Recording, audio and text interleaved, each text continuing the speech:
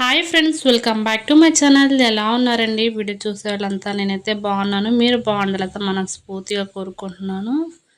Early morning vlog, అంతేకాకుండా ముందుకైతే ఒక మంచి స్టోరీతో వచ్చిన అనమాట.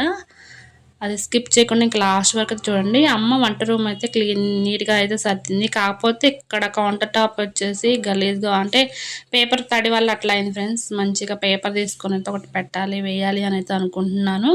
ఇంకా గిన్నెలు అవన్నీ అయితే కడిగేసుకున్నాను. ఇంకా స్టోరీలోకి అయితే వెళ్ళిపోదామా. స్టోరీ ఏంటంటే, అనగనగా ఒక ఊర్లో ఒక పిసినారి ఉండేవాడంట. ఆ పిసినారి ఎంత పిసినారి అంటే, ఇల్లు కట్టుకుంటే డబ్బులు అయిపోతాయని ఒక గుడిసెలోనే ఉండేవాడంట. బెడ్షీట్స్ కూడా సరిగ్గా మార్చిపోయాడంట. డ్యూటీకి వెళ్ళడానికి కూడా ఇస్త్రీ బట్టలు చేసుకుంటే ఇస్త్రీకి డబ్బులు అయిపోతాయని చెప్పేసి ఇస్త్రీ కూడా చేయించుకోకుండా పాత బట్టలతో డ్యూటీకి వెళ్ళేవాడంట.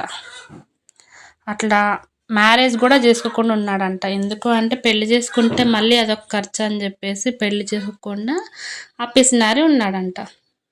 45 సంవత్సరాల దగ్గరికి వచ్చేసరికి రిటైర్మెంట్ అవుతుంది అనుకున్న టైంలోకి తలుపు తట్టి మరీ దేవుడి దగ్గరికి వచ్చాడంట.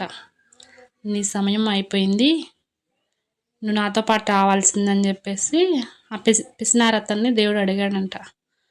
అయితే అదేంటి, ఇప్పటి వరకు నేను కష్టపడ్డాను, నేను సుఖపడింది లేదు అంటే, లేదు నీ సమయం అయిపోయింది, పద నాతో పాటు రా అని చెప్పాడంట.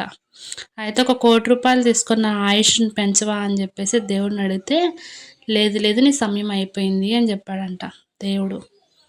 అయితే ఒక లెటర్ రాసి ఆ లెటర్ మీద, ఈ డబ్బులు దొరికిన వారు జీవితాన్ని ఎంజాయ్ చేయండి, బ్రతకడానికే వాడండి అని చెప్పేసి ఒక పేపర్ రాసి ఆ డబ్బు మూటలో కట్టి బయటికి విసిరేసి తన ప్రాణాన్ని విడిచాడంట. అయితే చాలామంది సంపాదించవచ్చు, కానీ ఎంతవరకు అంటే, మన ప్రాణాన్ని ఉన్నంత వరకు సంపాదించుకొని జీవితాన్ని ఎంజాయ్ చేయాలి.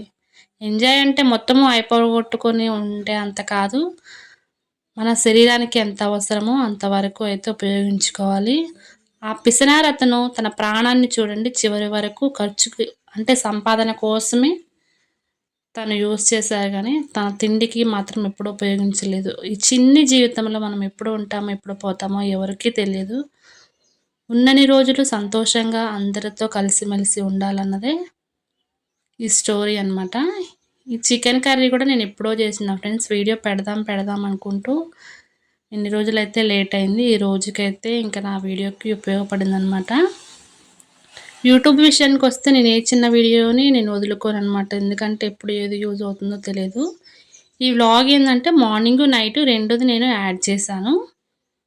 ఇక తర్వాత డైలీ చేసేదే ఫ్రెండ్స్. ఇంకా రైస్ ఉడికిన తర్వాత పాపకి పాలు కాబెడతాను, వాటర్ కాబెడతాను. ఇంకా చికెన్ కర్రీ అయితే చేశాను. ఇంకా స్టోరీ నచ్చిందా నచ్చదా ఖచ్చితంగా అయితే కామెంట్ చేయండి ఫ్రెండ్స్. మా అనన్యకైతే జలుబు చేసింది. ఇప్పుడే హాస్పిటల్కి వెళ్ళి సిరప్స్ తీసుకొని వచ్చింది, తాగిందనమాట. వెరీ గుడ్ గర్ల్ అనన్య కదా, చెప్పు నోట్లో కద్ది. జలుబు సిరప్ అయితే పోసాను, తాగింది. అయితే ఇప్పుడు ఎమ్మటనే పాలు లేదు, హాఫ్ అన్ అవర్ తర్వాత సిరప్ పోసిన ఎమ్మటనే మనం ఎప్పుడైనా సరే ఇవ్వకూడదు పాలు. హాఫ్ అన్ అవర్ తర్వాత తాగితే మంచిది. హాయ్ చెప్పాలకి, నోట్లో డబ్బా తీసి చెప్పాలి.